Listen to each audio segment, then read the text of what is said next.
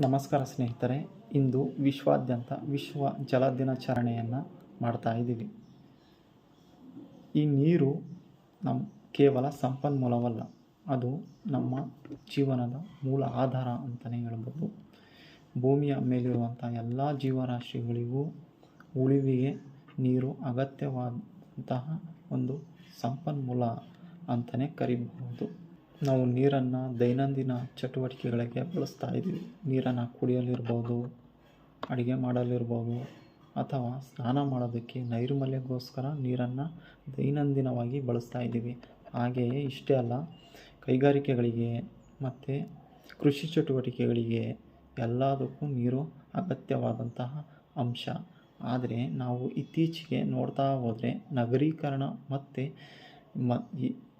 ಬಹಳ ವೇಗವಾಗಿ ಬೆಳೆಯುತ್ತಿರುವಂತಹ ಜನಸಂಖ್ಯೆಯಿಂದಾಗಿ ನೀರಿನ ಅಭಾವ ಎಷ್ಟಿದೆ ಅಂತ ನಿಮಗೆ ಗೊತ್ತಾಗ್ತಾ ಇದೆ.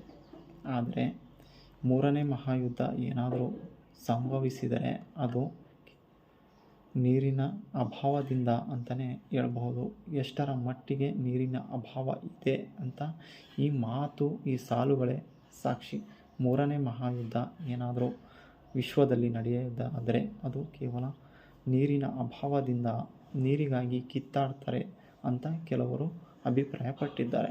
ಆದ್ದರಿಂದ ನೀರನ್ನು ನಾವು ನಿಯಮಿತವಾಗಿ ಬಳಸಬೇಕು, ಪೋಲಾಗುವುದನ್ನು ತಡೆಗಟ್ಟಬೇಕು ಅಂತ ಹೇಳ್ತಾ ನನ್ನ ಮಾತನ್ನು ಮುಗಿಸ್ತಾ